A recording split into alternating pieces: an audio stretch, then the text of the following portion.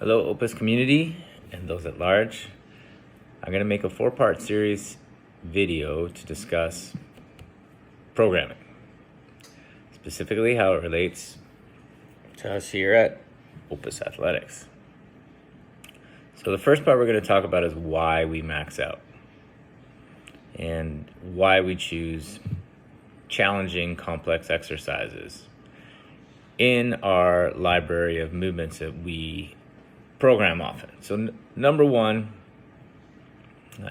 every trainer, every program, anyone who's trying to cultivate fitness in another person should have things that they believe in. One of my strong beliefs is that compound movements discover weaknesses. They can also hide them.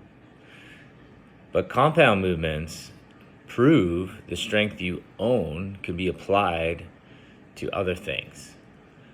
Specific strengths on their own don't necessarily translate. They can, but they don't necessarily. Meaning, someone might be very successful at doing very specific isolation exercises and have trouble squatting below parallel. Even though all the pieces in the puzzle to squat below parallel are present, put them together, not so present. This is where, in the real world, in my humble opinion, imbalances and injuries will occur over time. So, the real world isn't really centered around full range of motion exercises. You know, I look at the Valley, I look at our community in particular, whether you like to bike, run, ski, snowboard, very, very, very, very small portions of those endeavors ask your body to complete full range.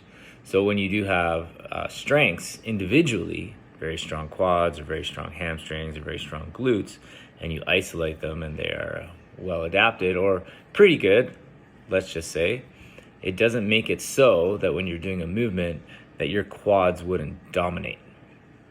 When we ask you to do compound exercises like squats or deadlifts or whatever, that is why, because I need to see it, or I want to know that the work we're doing in the gym is going to apply into things that really matter in your life.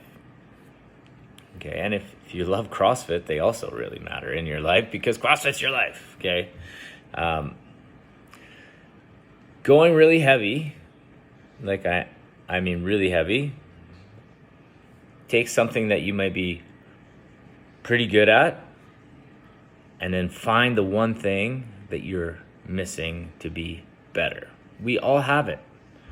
You know, I think one of the things that comes up a lot as a coach, I demonstrate things once, and I demonstrate it at a moderate to no weight.